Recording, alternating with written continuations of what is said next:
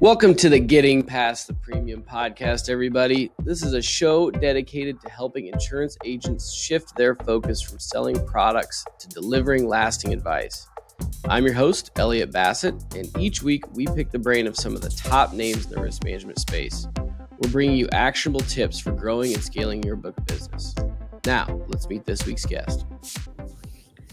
All right, welcome back to Getting Past the Premium, everybody. I'm happy to have with me here Abby, and I'm gonna give my best effort, Abby. Abby Arcishewsky.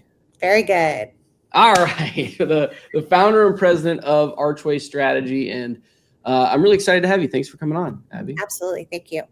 Yeah, this is going to be great because I think you bring a kind of unique viewpoint on the industry that you're touching a wide variety of professionals in the industry in your role. And so I'm excited to kind of apply that to our normal conversations that we have on the show. But before we dive into that, why don't you give everybody a little bit of your background, what you do, who Archway is, and then we'll jump in. Absolutely. So I was in the financial services industry for 18 years. I worked at Wells Fargo in their private client division, had a few stints at some different RIAs here in town, always in a business development or strategic development role. Mm-hmm. So I had 18 years of sales experience working directly with financial advisors and private client teams to drive business. And I got to thinking one day, what would it look like to become untethered from any one organization, but really give consulting and strategy advice around business development techniques to the industry. So that's kind of how Archway was born. And, we work with professional service providers that are in the financial sphere, targeting that high to ultra high net worth client. So our typical clients that we work with are RIAs, community banks, insurance companies, multifamily office, investment banks. We really have a wide variety of clients. And that's been very cool because the network that gets created within our community for cross referral and strategies has been kind of an unintended consequence, but a really good one. We basically work through 5 core pillars as a part of our process. The first is just strategic business development, the what behind the why. Every client that I begin working with, the business development techniques tend to be a little ad hoc. There's not a real structure or strategy behind it. And also, how do all the players on the team beyond, the senior advisor, the owner founder, how does everybody kind of row that boat together? The second pillar is sales marketing. So who is your ideal client persona? Who do you specialize in working with? What is your unique value proposition? How do you go to a crowded and noisy field and differentiate yourself to gain the highest value prospects? So we go through a lot of that value propositioning and then sales collateral. We also work on our third pillar, which is COIs. So who in the community is connected to these ideal clients that we've identified, and how do we leverage those relationships to gain qualified referrals and then also work mutually together. Our fourth pillar is sales coaching, overcoming objections, nurturing the sales cycle, understanding how your ideal prospects want to be engaged. And then the last pillar is around client experience and ops. So we've done all this work on strategy and identifying who we want to work with. We've gotten a qualified referral. They say yes. Tell me what happens tomorrow. What's the onboarding process look like? What is the client experience? How do our operational teams kind of match all the things we promised in the sales stage? So that's really our process. That's awesome. So obviously I think that covers a wide variety of topics, but what I wanted to pull out of there a little bit is, you talked about how you're coaching folks on working on a very specific niche, which is the high net worth, ultra high net worth individuals. But if somebody's listening that, is an insurance producer, sales of some nature in the industry, where would you start with them? Because I think a lot of folks, you rattled off 5 pillars and they're like, I don't know how to do any 5 of them. Where do I begin? Yeah. So if you're kind of coaching that person, how would you walk them through that? Yeah, so we actually facilitate a messaging workshop, and we spend a lot of time understanding who the ideal client persona is for that team, for that human. So we want to understand, things like psychographics, their geographics, what are the types of clients that you've enjoyed working with or aspire to work with, to kind of create this model of these niches. And then from there, we have to really understand what those pain points are of those specific niches so we can speak to them. So we actually go through about a 90-minute workshop to help people kind of riff it out. But a good exercise could be just sitting with your team and putting up a whiteboard and just everybody taking Post-it notes and writing down characteristics of ideal clients or what they're currently targeting so they can get really strategic on how they message to those people. Yeah. So I would love your perspective on this. And this may be a very dumb question for somebody in your spot, but I think a lot of folks in the industry, think about, well, everybody has to buy insurance, so everybody should be my prospect. Like if I get an opportunity, why wouldn't I write their insurance, et cetera? Right. How do you look at that? Because you just talked about we should go through the exercise, which I'm 100% agreement with, of identifying our ideal client persona for many reasons. But how do you talk through that with the person that thinks I should just go after everybody because everybody's got to buy my product? Yeah. It's kind of like being that generalist. Let me tell you why that doesn't work. It doesn't work when you're trying to gain qualified referrals from COIs and clients because you're not telling them what you're looking for. It's basically like anybody in the world, let me know if you know somebody. And that just doesn't work. People need to hear storytelling. They need to see specific examples of the types of clients you work with, specifically when you're working up market in that high net worth space. You want to exude an energy and confidence that you're very experienced in the complexities that follow these types of clients. This is who we work with day in and day out. You don't want to go work with a generalist because you would be really, risking the possibility that they don't understand all the nuances of your case. So coming out the gate really strong with that message is going to help you get, I would say, more qualified referrals throughout the year. And then also just your messaging when you're trying to market your value proposition. If you're kind of saying we work with everybody, how do you really target anybody specifically and make them feel seen and, make them feel like they need to be a part of your network and they want to be connected with you as a trusted advisor? It's the long game. It's relationship based. It's not transactional. So you got to be kind of in tune to what you do well.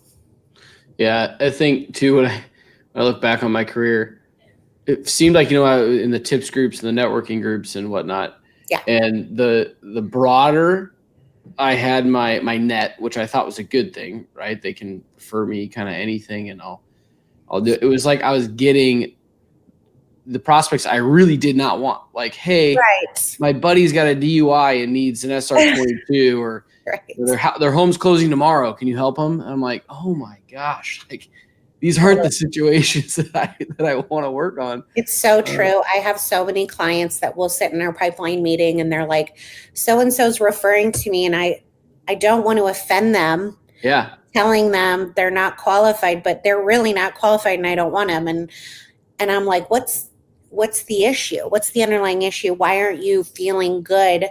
And I would kind of use different language. It's all in the messaging of things. So be convicted in your process and your value, and that clients of this type gain the most value from working with you. And that's just the reality. Yeah. You've been intentional about building a business, a process, an operational system that addresses the needs of these very specific clients, not just everybody.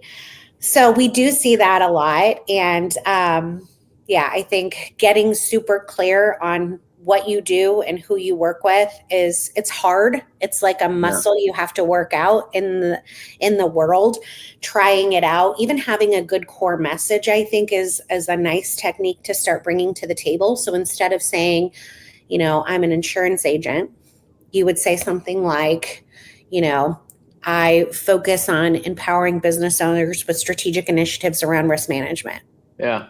Well, what does that mean? Well, then you're giving me opportunity to kind of go back into my value proposition and what differentiates me, and probably focuses on the more valuable piece of your work versus your title. And I often tell my clients, if you say, oh, I'm a financial advisor, I'm an insurance agent, this is kind of what you're going to get. Yeah. People are going to be like, I already have one of those. Totally. And, I love that. That phrase, I already have somebody. Well, I've never met anybody that didn't have an advisor, an insurance agent, right? So, that's just a way to get around some of these objections that just immediately come out from people. Totally. And anybody listening should steal that, because that was great how you just said that. But yeah, no, I mean, I couldn't agree more. So when you're coaching folks, how do you address, like, I'm going to say, the scarcity mindset? So what I've heard salespeople talk about is like, they don't want to say no, right? Because like, well, what if it becomes a big business, or what if I can't get enough high net worth clients, so I need to take these other ones. So kind of that like scarcity of opportunity mindset versus being committed to your niche and being able to say no to the things that don't fit that, so you're focused on that. Does that make sense? Yeah, I don't think it's an all in or all out scenario. So you can definitely phase into a niche over time. Yeah, that's a good perspective, yeah. And, at some point, though, you do need to be willing to say no. It's just like when you increase your prices. Like, oh my gosh, is anybody ever going to buy it at this price? Everybody bought it at this price and nobody's going to buy it at this price. Well, you just kind of have to start dipping your toe in that and seeing what the market will bear. Similarly, start dipping your toe into moving up market, getting higher value deals. The more of those you gain, the higher level of confidence you have, the more you'll start building your business and structure to serve those types of clients. Over time, it shouldn't even make sense to take certain individuals, because your team is just not even equipped to work with that type of client anymore. But I would say a phased approach. You definitely don't want to go all in on something and then have a dip in your revenue that's uncomfortable for you. Yeah, no, that makes a ton of sense. I mean, as you were saying that, it kind of makes me think of like taking the time to kind of test and learn a little bit. Yeah. And it doesn't mean that, because I think that's the people here build a niche and they should get niche focused. And they think, just like I said, you gotta pick one day one, and that's all I'm going to do. And I love how you said that, like, give yourself the opportunity to phase into it. I tell people all the time, if you're trying to build a niche, pick a few that you think you're going to enjoy working with. You also have the capabilities to work with them, because that's a big piece too. Yeah. Right. And go see who in the market resonates with your message. Right. Let that naturally grow. And all of a sudden you're going to see, your prospects are going to start to look like this, and then lean into that, and you're off and running. But I think the biggest thing that gets overlooked too in there is, because everybody buys an insurance product, we feel like we can serve everybody, which to me is just not the case. If I have a certain defined capability, I should try to focus that around the people that need that capability. That could be insurance markets. It could be, thinking about the financial services side. It could be my solutions I've built. It could be your rate you're charging, Right. But it's not going to be for everybody, and we shouldn't try to make it fit for everybody just because we get an opportunity. Yeah. So like, how do you think through that? Well, I think it's like this whole thought process of casting this really wide net. If you go back to that first core pillar that I talked about, which was strategic business development planning, how can you do that if you're trying to target every human, right? That's just not possible. How do you define your centers of influence and who is going to give you the best referrals? We know we can't work with 100 COIs, nor should we. Yeah. We should definitely find 5 or 6 high value COIs that we can be intentional about our relationship building with those COIs throughout the year. We should be intentional about the type of sales collateral that we create that will resonate with the types of folks that we're trying to attract, the types of events that we decide to do, and the people we invite to that. All of that needs to flow together and make sense. If you're just kind of over here and over here and over here, you're spread way too thin, and your success ratio is got to be low. Just taking a little bit more of a surgical approach to those business development activities, it yields such higher results. I mean, our organization helps each of our clients generate hundreds of thousands of dollars worth of revenue just by these small little intentional changes. So you can make a huge impact in your company, in your revenue, by taking a beat, sitting down, and being very intentional about how you build out your year. Yeah, I mean, that's a great word for it, is be intentional. I think too many folks in our industry, jump in and don't spend the time to really get strategic and intentional with what they're doing. But I do want to drill down a little bit on the COI strategy, because I don't have a ton of folks that like discuss that in depth on the show. So, because I think most folks don't really have a strategy around it or a process. It's kind of, I take Joe the banker golfing twice a year, and I hope he sends me some referrals, or we go out to have some beers or whatnot. So, walk us through how you coach folks on that COI strategy. Yeah. So I kind of have 3 rules for COIs, right? I love it. The first rule is technical ability, right? We want to work with people that can serve our clients. So we're going to refer to them. They're going to refer to us. So they have to have technical ability. The second is that we like and trust them. People work with people that they like and trust. So you have to have a relationship that goes beyond the business. It's just the nature of the beast. And the third and the most important one is that they believe in referral-based business. There are a lot of people that fit category 1 and category 2, but have no intention of referring you business. And it doesn't mean that you're a bad agent or advisor. It's just their mentality. That's just not what they're going to do. And so you kind of banging your head against the wall trying to get people to refer to you that really just is not in their nature is important for you to understand. So when you build out your sales strategy at the beginning of the year, understand who in your network actually is an influencer, is a revenue multiplier, understands your value proposition, and is surrounded by your ideal clients and willing to make those referrals.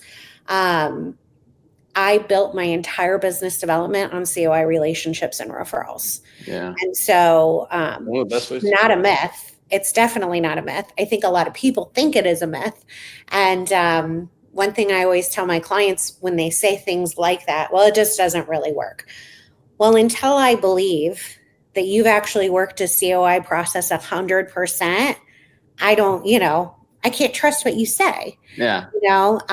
You can't go to just have coffee with somebody and expect a referral. That's not what happens. If you are going to spend time with COIs, be really intentional. Pre-plan that conversation. What insight are you going to share? What story are you going to tell of a recent client success that showcases your capabilities? What's the call to action? How many referrals have you sent that person?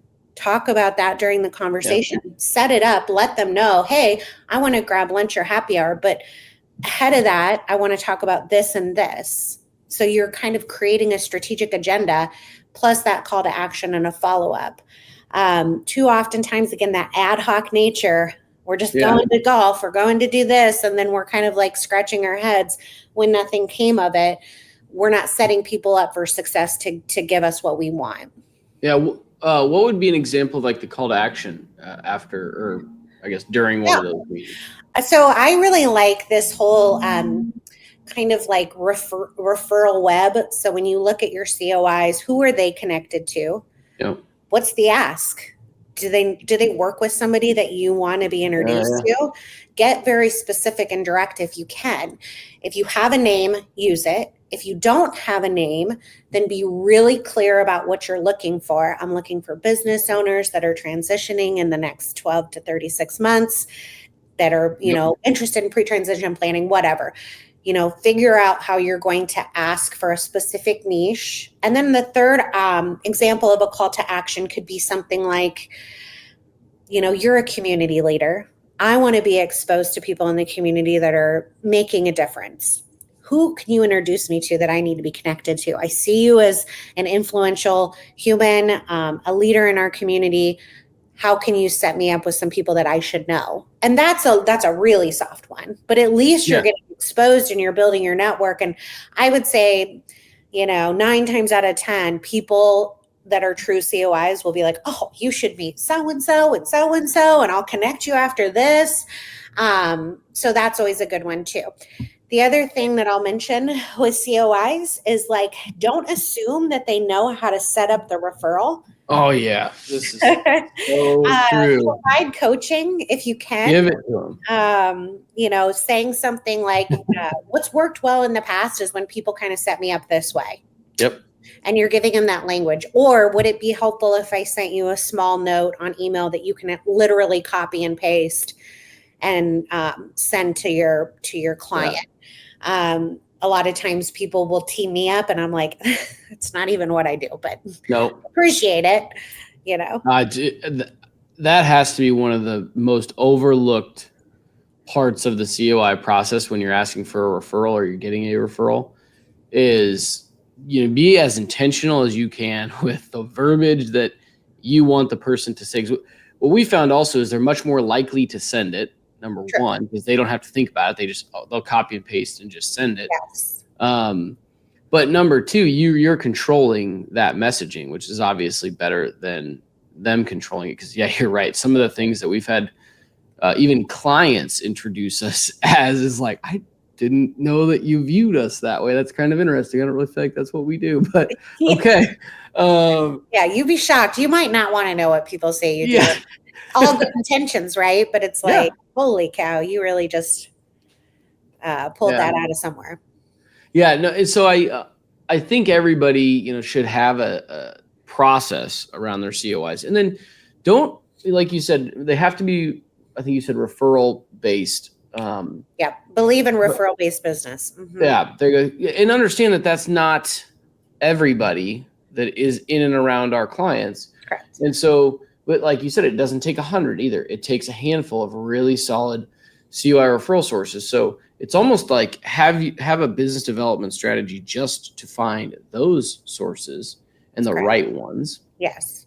And then have a strategy, as you mentioned, around cultivating that referral. And I think, number one, we probably don't have the conversation with those COIs about referrals directly very often. We make the assumption, or we have it too early in the process. You and I are just having coffee and it's like, hey, here's what I'm looking for. Who are you looking for? And you're like, I don't even know who you are yet. Like, you just had coffee. Great point. Like way too early.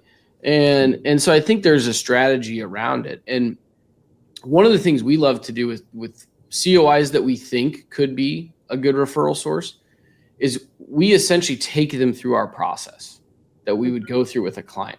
We've tweaked it, but it's kind of designed to show them how we work so that they can kind of see and feel it. And once they do that, we're not trying to sell them anything. We don't even want them to be a client sometimes, but they will know how to kind of talk about it to a potential client. And then they're going to see whether or not they see value in it. And if they do, then it opens up the conversation to ask for people that they may or may not know. Right. I mean, education in the upfront is so important, right? Having a very solid value proposition. Again, this is a noisy and crowded field. They're being targeted by other folks in your industry asking for the same thing. So how do you stand out? Well, you stand out by having a very specific niche, by having a great value proposition that resonates with them, makes them excited. Also, you have educational pieces. I can't tell you how many times where I'm like, okay, so if a client says yes, tell me what happens tomorrow. What's the process like? Everybody's like, I don't know. I mean, we just, they really don't. And it's okay, but it's not okay, because what you should be able to say is, this is exactly the steps that I would be taking your client through or your referral through, similar to what you just said there, to keep people comfortable. Eventually, I kind of had a rule for a long time as a business developer. This is such a silly rule, but I don't know why it sticks with me. Back in the day, I would kind of decide if you were a true COI of mine, if we were on a text relationship, and if we were sending gifts. That's not still the case. I feel like gifts are a little old school now, but back in the day, it was like, if we were sending gifts to each other, we're actually solid and the trust was built. But you can't start there. You have to start building the trust, showing, proof of concept, helping them understand the proven process. Also, give to get. What referrals have you sent to this person? We come with our hands out, but we have no intention of really learning about their business, what they need to be successful, what they have going on in their world to make qualified referrals. So having that give to get mentality, sharing case studies that really highlight how you work with this very specific niche, leveraging blogs and educational insights, but also meeting frequently if you can. Eventually you'll get to this point where you're sitting down and you're like, all right, Elliot, who do I need to meet? Yeah. Who you've been working on? Who do I need to meet? Let's just riff it out together. And you'll get to that point, but you do have to start, in a different spot. Yeah, I agree. And, one of the things we've had good luck with, you kind of hit on it earlier, and with LinkedIn anymore, this is so easy, but go and find 5 to 10 folks that fit your ICP that are connected to this person. Yeah. And just ask them if they know them. Say, hey, these are folks that, I would love to do business with. Do you know anybody by chance? May or may not, LinkedIn, a lot of people have a lot of connections, but it's a great way to try to get very specific about folks in your ICP. And then the other thing we found is, if you kind of can't do that, or you can't find any that look good, you can just take in your top 10 prospects and say, here's who I'm actively trying to get into right now. Would you happen to know anybody? Yes. I think those are great ways to get just proactively get a name from somebody, or referral.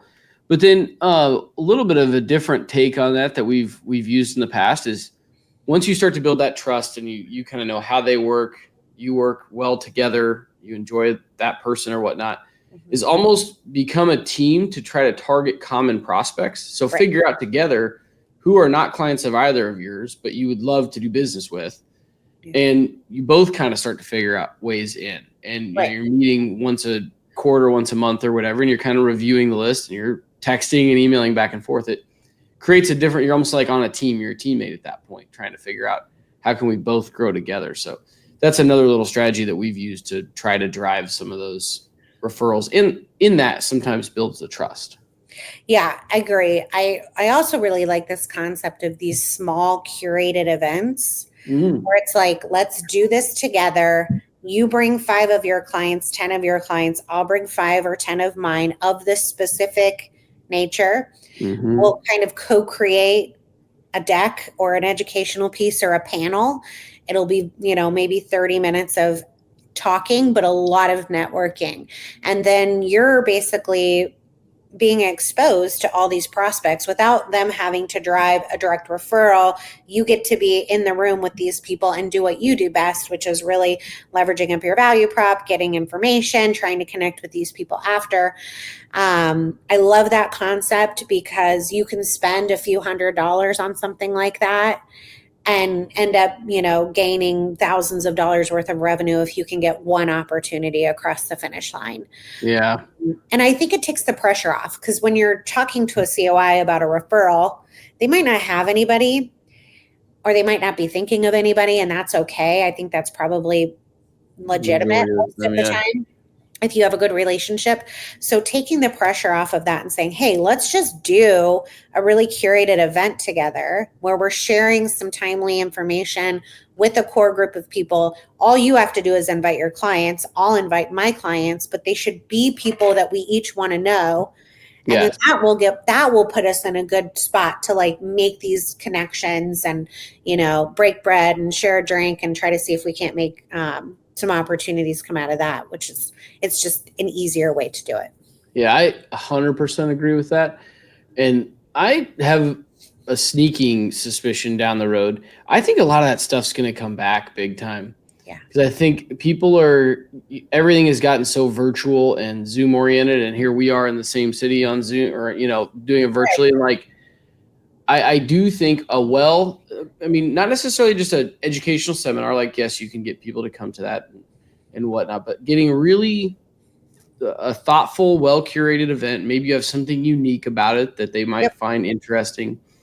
Do it along with a wine tasting or something like that. But I think those types of things are going to come around from a marketing perspective because people are getting hit with so much information. Yeah. You can, especially with AI anymore, you can pretty much get any information that you want online. Right. And it's going to be more about the relationship and the human element that's really going to differentiate people. And do I trust Abby to do what I learned it all online. I know what I need to do, but do I trust her to actually be my person? Right. I just think that's going to be the crux of a lot of business down the road. Yeah, absolutely. I still, with all of my clients, we curate events in person, and I'm not talking a lunch and learn. I want a happy hour, you don't have to drink, but an opportunity where people are, just like feeling more relaxed. The workday is over. I want a short blip of educational information that's high value. Don't get me wrong. Like, I don't want to get people in a room with, generic content, but like high value, highly targeted content. But the rest of it is connection building, community building, that high EQ that you have to have in these sales environments to drive real opportunities. And again, that's a muscle you have to work out. Yeah. I can't tell you how many times I see some of these like junior advisors or people that just haven't been exposed to the community as much. They're nervous, they're shaken. And you got to kind of do that a couple times, a couple 10, 20 times before you're like, okay, I feel confident in my own skin to walk into this room, to have a presence, to know my value prop, to ultimately get an opportunity. And I will say this again, all going back to pre-planning, post-planning. So before you have an event with somebody, share the list. What do you know about these people? Okay, I'm going to introduce you to so-and-so. Like, we game plan it to where the individuals attending don't even know this is orchestrated down to a dance, right? Yeah. Participating in, because we've been so thoughtful about it. But then the post call, like, after the event, who's kind of, okay, you need to introduce me to so-and-so. You're going to send this email. Everybody's kind of coordinating what needs to happen to close it out to make it successful.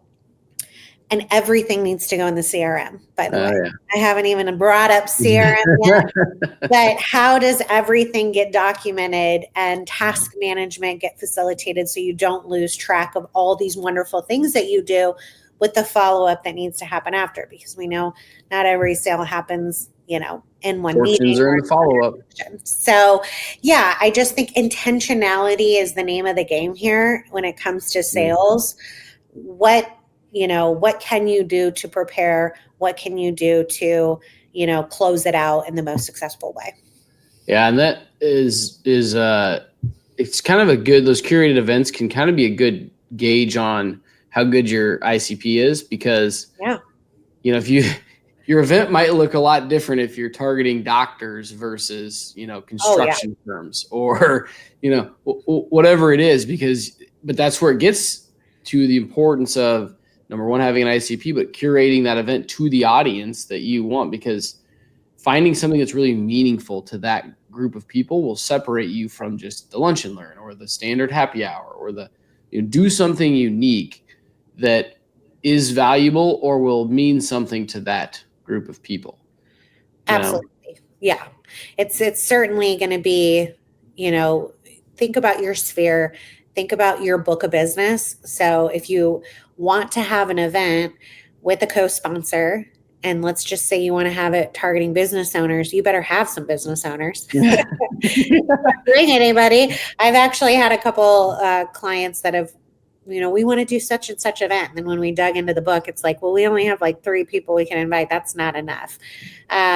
So just be obvious, thinking about what you currently have, who you could invite when you're kind of committing to that with a co-sponsor. Yeah. Yeah. Okay. So before we kind of wrap up here, thinking about where we're at in the world today and in sales and the industry in general, what would be your one most impactful thing? Again, it's going to be difficult because there's a lot, but if there was one thing you could point to and say, I think everybody should at least be thinking or be intentional about their strategy in this area or be using this strategy, here's what I would recommend. Gosh, that is such a tough question. I'm going to say 2. Can't get me to 1. That's all right. The first one is that sales strategy plan. At the beginning of the year, sitting down, being intentional, working through what are you going to do all year and why. That you just I can't express the benefit of thinking critically about what you did in the prior year and what you intend to do in this year. And we have a really great template to guide someone through that, specifically with COIs and client referrals and strategic events and initiatives. So I would say that is definitely one. But the other is really value proposition messaging. Like if you can't deliver your value proposition in a way that's compelling and provides conviction and passion and like draws people into you, you're kind of dead in the water, in my opinion. Like you're really successful by luck versus by design. Yeah. So that's really where I would spend my time if I was just getting started and dipping my toe into this. And if you feel like you have a good value proposition, I would really I would urge you to read Donald Miller's StoryBrand. Oh, yeah. That goes into a lot around pain points and making your clients the hero of your story versus you just talking about you all the time. You're reframing it and talking about your actual prospects so they can see and feel themselves in your messaging. I urge you to kind of read that book and then reassess your value proposition to say, does it stand up to that test? Yeah, I can agree with that. That book is phenomenal. Yeah. I think those are 2 great takeaways. I'm glad you went with 2 because I think those were fantastic. So yeah. Okay, where can, if anybody wants to, learn more about you, get connected, reach out, where can they get a hold of you and learn more about what you guys do or connect? Yeah, so our website is just archway.consulting. It's not .com, it's .consulting. And my email address is Abby, ABBY, @ archway.consulting. I did not put my last name on my email. Yeah. I don't think anybody would ever reach out to me. Yeah. Yeah, no, I don't blame you. And on LinkedIn too, so I would imagine, connect and that's correct. Connect, whatnot. Message me. We have a lot of good resources. Like we're educators. We're open to sharing, regardless, if you're a client or not. If you need help or need an idea, we're a resource. So yeah, let us know if there's anything we can help you with as you think through these topics. Yeah, that's great. Well, I would encourage everybody to take advantage of that offer. I think that's very, very nice of you. So reach out, touch base, and thank you for coming on. I think this was great. Thank you so much. I really enjoyed the combo. Yeah. Cool. All right, everybody. We'll see you next week. Thanks for joining us for today's episode. This podcast was created to help shift the mindset of the insurance industry, to help us go from being product peddlers to true risk management advisors. It's that same philosophy that led us to create Launch, a risk management tool that helps you, the producer, have in-depth conversations about a client's risk. Launch walks you through the assessment process, builds in-depth reports and risk scoring based on your client's answers, and delivers the presentation tools to help you close the deal. Check it out for yourself at getlaunch.io, and let's start shifting the mindset of the industry together.